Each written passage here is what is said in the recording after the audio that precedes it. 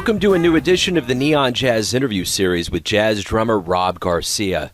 Over the course of our conversation, we talked about his dad's great jazz vinyl collection, growing up in Pelham, New York, going and seeing shows in Manhattan while he was younger, digging the drum work of The Who's Keith Moon. And in 2016, he released a new album called Finding Love in an Oligarchy on a Dying Planet, and that's a great way of summing up things for him. He has performed with big shots in the jazz world, and he's been taught by some cats who logged a lot of miles on their jazz journey. So get to know Rob and dig this interview, my friends. Thank you for taking a little time to talk with me today. I appreciate it. My pleasure. Thank you for taking time for me. Right on, man. I'm going to go ahead and I'm going to dive right in here. I know that there's events on your website, but I like to go to the horse's mouth and get kind of a general snapshot of activity that has been going on in your world lately. I know you have a new album, which I love the album title. If there was any way to sum up the 21st century political environment that we've created, it's Finding Love in an Oligarchy on a Dying Planet. Yeah, exactly. I mean, to me, that's basically what it is. It's just kind of stating the obvious, like stating that that's what my life is like, and a lot of people are like. I mean, I'm very fortunate that the finding love part is like get to pursue things that I love and, like pursue music, write music, perform music, make money doing it, and have a family and raise kids and spend time with friends. And, like that's really an amazing life, to be privileged enough to be able to pursue those things.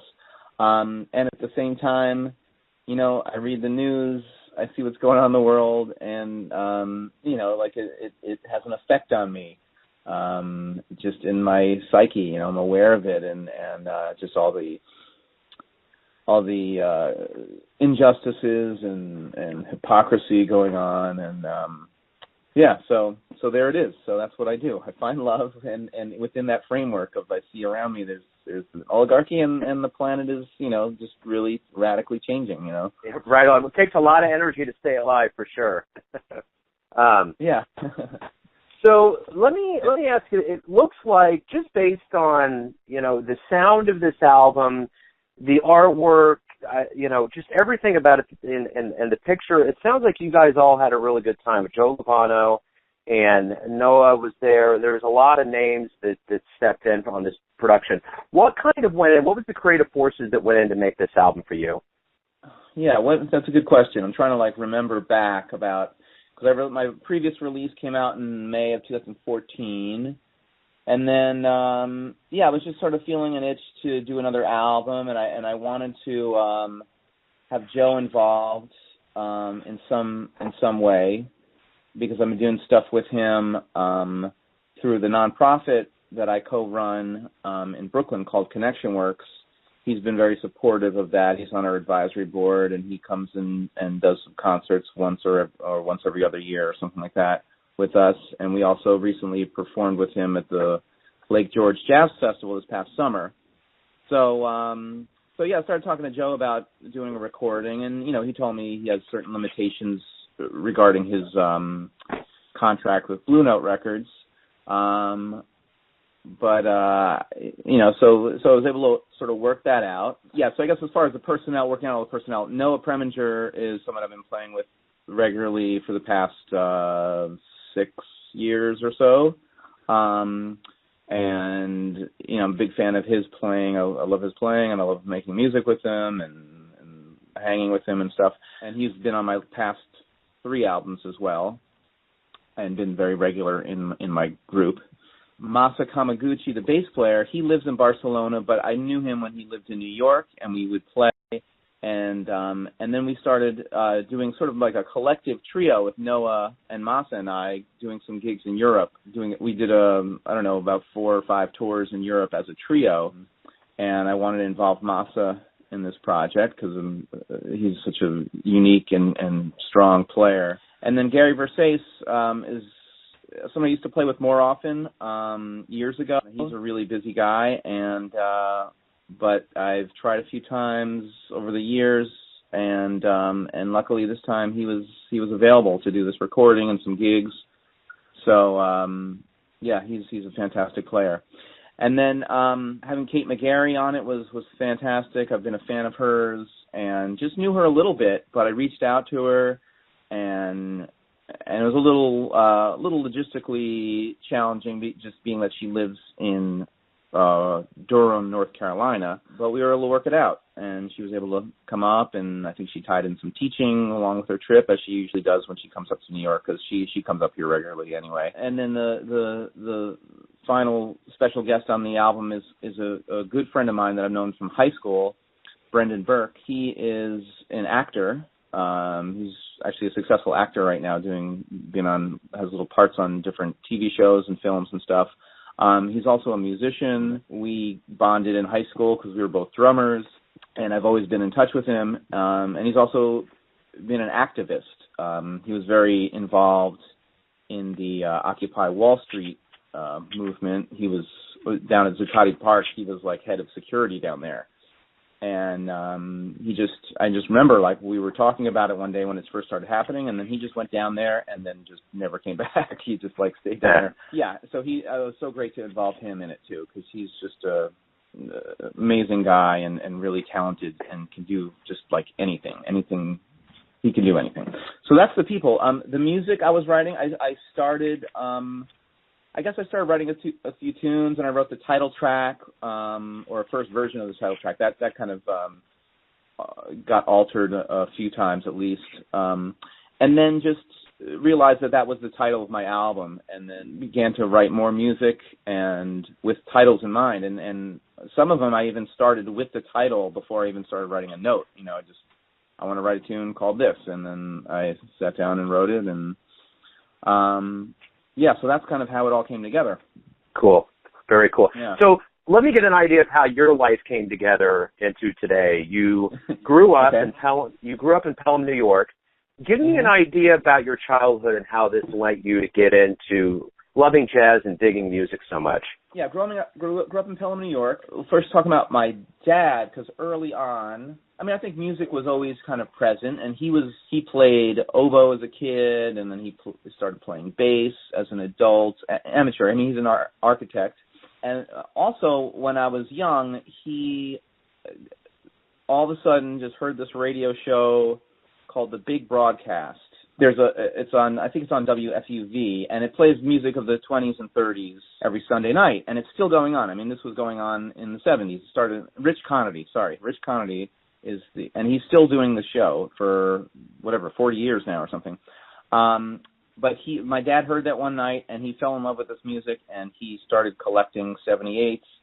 And so growing up, I heard a lot of this early jazz, Louis Armstrong and early Duke Ellington and Bix Beiderbecke and Paul Whiteman, and groups like that. And so I remember as a kid, it was kind of like my dad's music, and he kind of like pushed a little hard.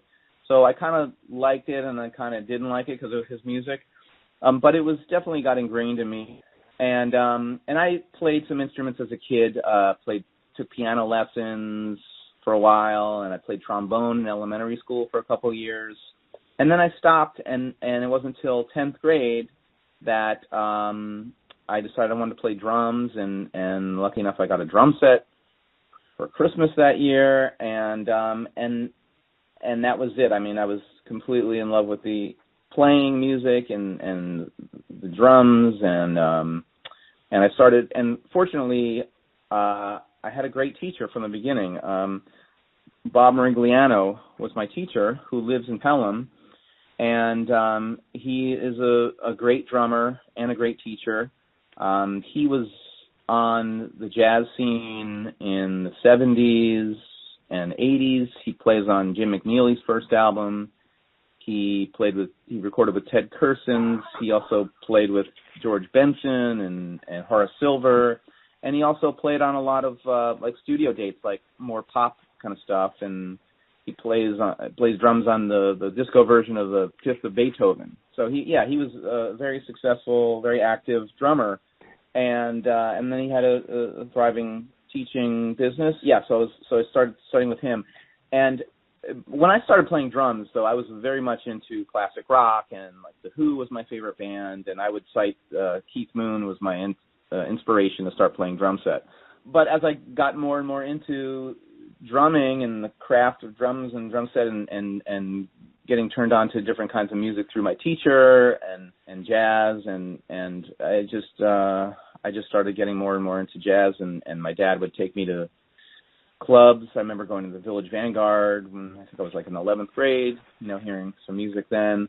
It was great. It was amazing. I mean, and I was just being like a rock fan, it was like so amazing to me to hear these incredible musicians play, and I could sit like 5 feet away from the drummer. I was sat like up in the booth by the drum set in the at the Vanguard.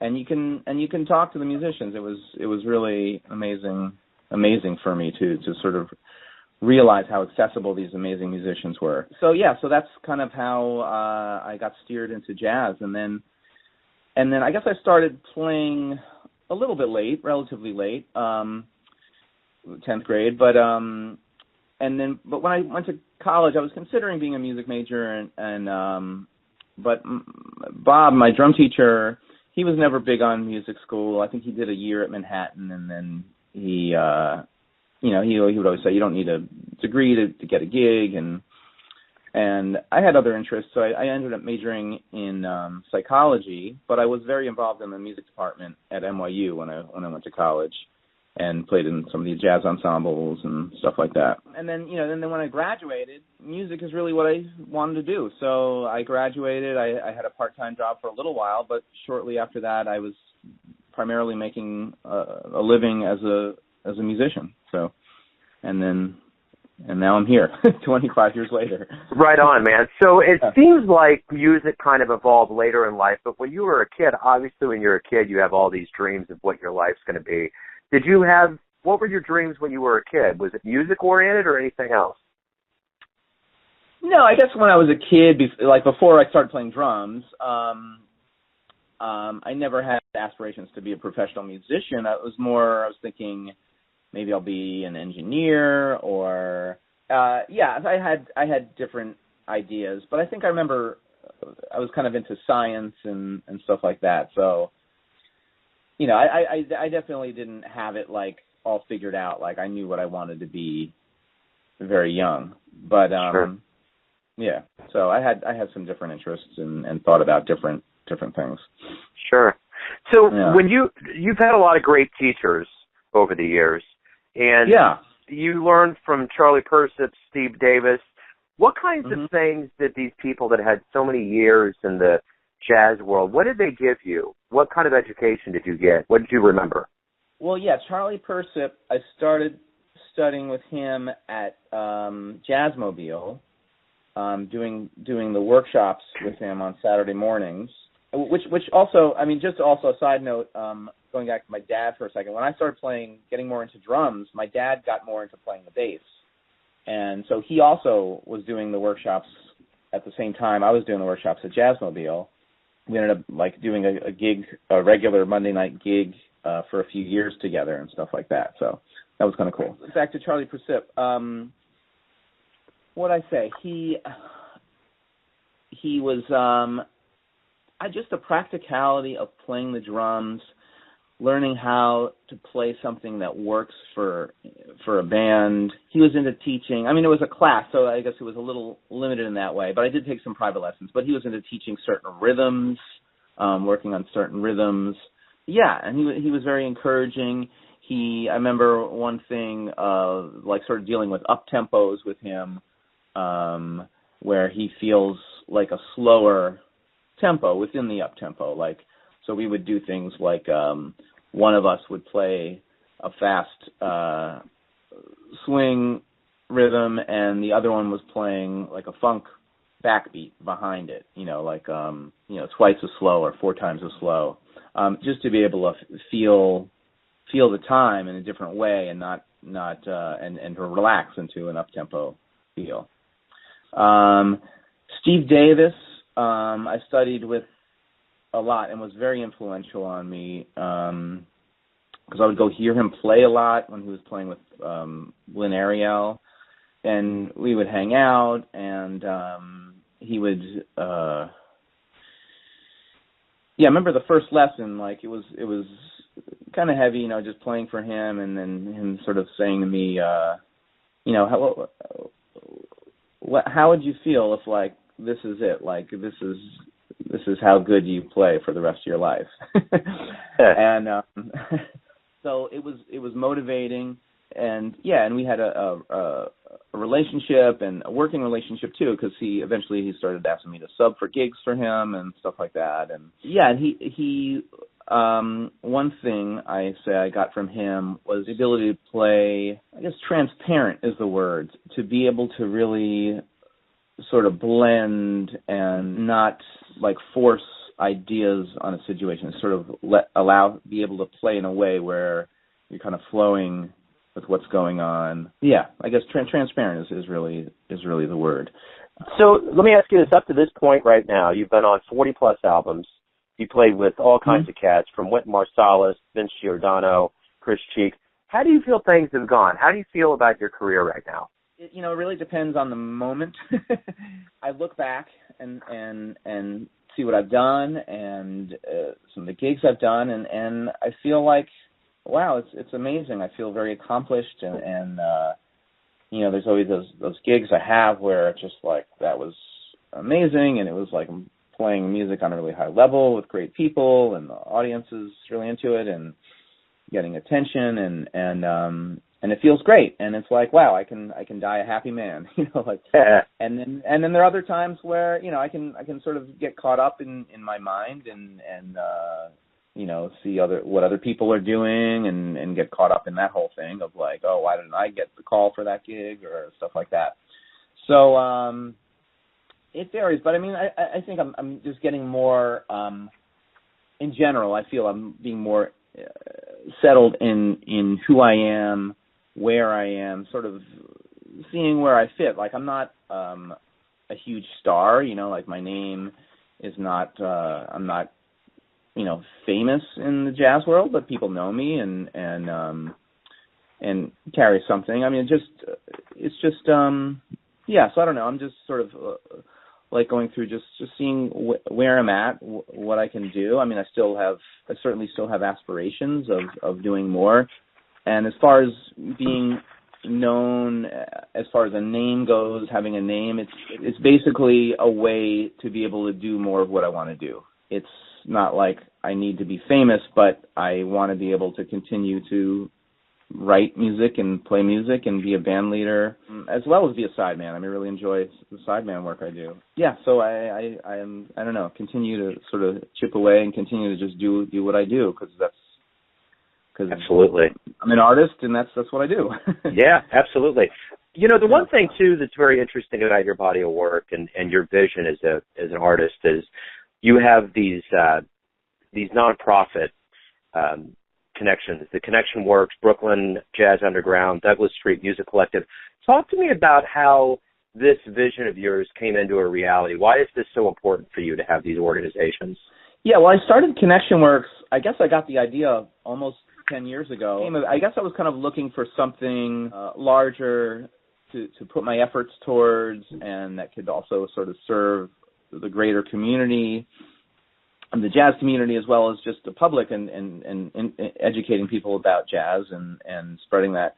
And the idea of forming a nonprofit came from reading a book called Straight Ahead by Marty Kahn. This is almost like a textbook about the business of jazz. And as far as I know, it's the only book about the business of jazz. There's plenty of music business books, but this one's just about the jazz business. And Marty's a big advocate of setting up a 501c3 nonprofit organization.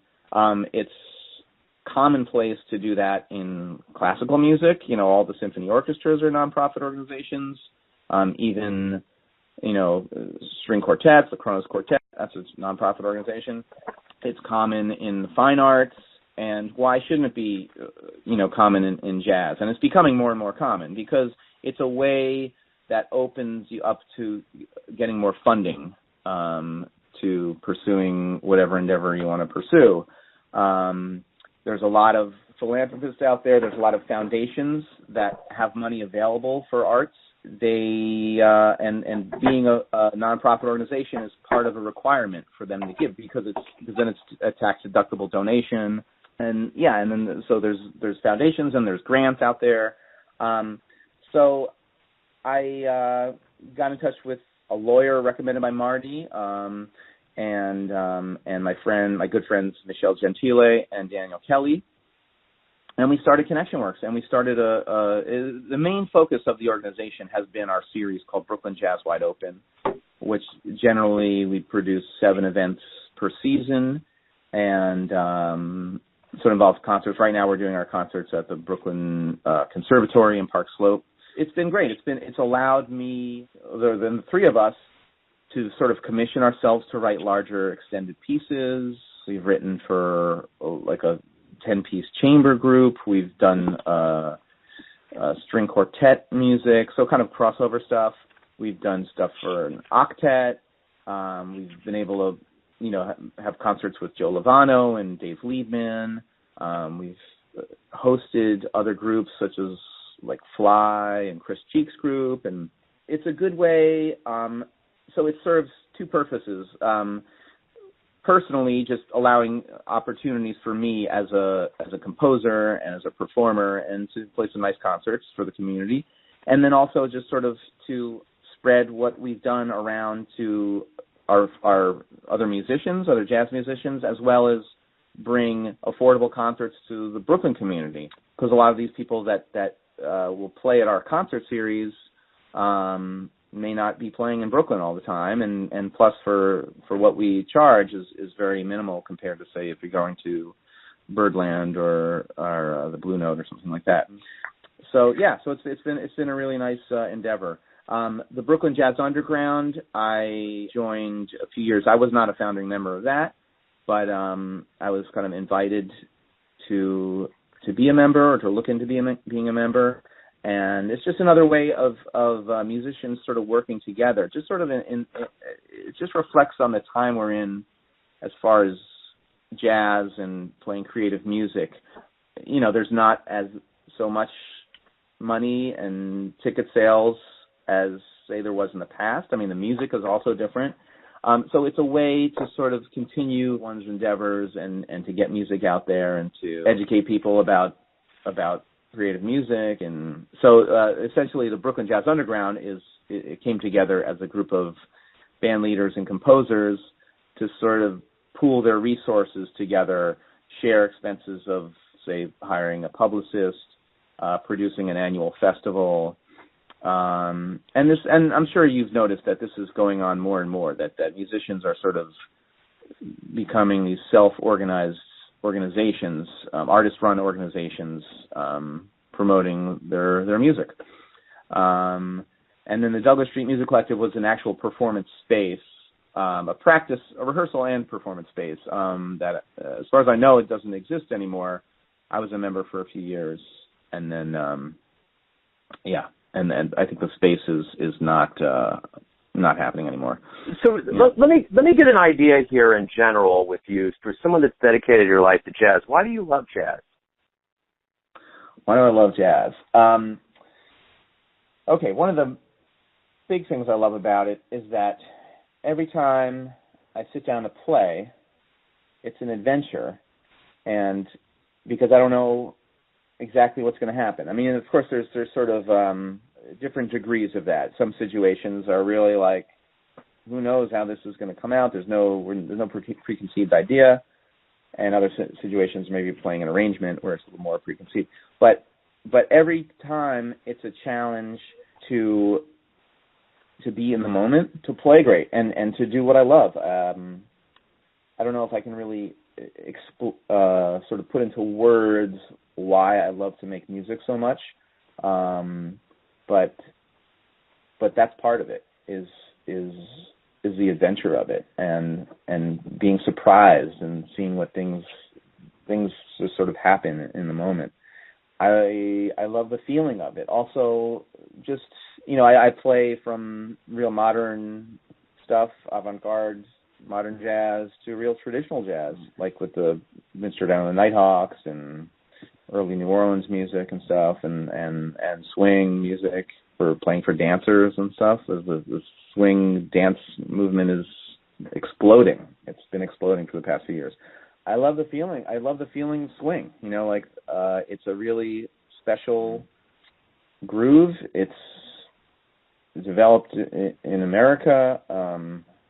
I don't think there's anything else quite like it, and I love the feeling. I mean, if it's swinging, yeah, if right, it's good, I love it. Yeah, right on. I may have saved my hardest question for the final question, but I want to ask you this: everybody has their version of who you are. Your family does, your friends do, the fans that hear you play, business associates. But who do you think you are? Who do you think you are?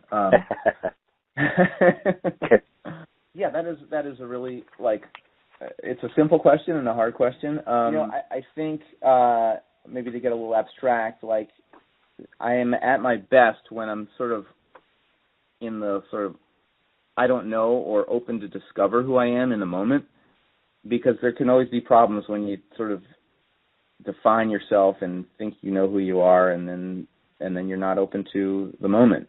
So what I strive to be is someone who's present in the moment, who responds to what's needed in the moment, who lives through or sort of makes decisions through thinking, but also through being in touch with something higher than just sort of logical thought, or just something that's sort of living in visceral in the moment. Yeah, and I want to have fun. And I'm someone who loves, and I strive to love as deep as I can. Right on. That's perfect. That's a perfect way to wrap everything up. Rob, thank you for giving me some of your time today and opening up and giving me your story. I appreciate it. Oh, it's my pleasure, and thanks for interviewing me and getting my music out there. Thanks for listening and tuning in to yet another Neon Jazz interview, where we give you a bit of insight into the finest players in New York, Kansas City, and spots all over the world, giving fans all that jazz. And thanks to Rob for his time, his music, and his journey.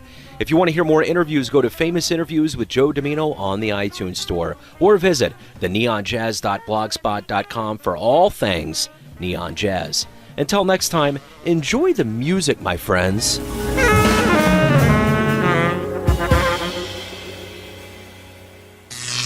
Neon Jazz.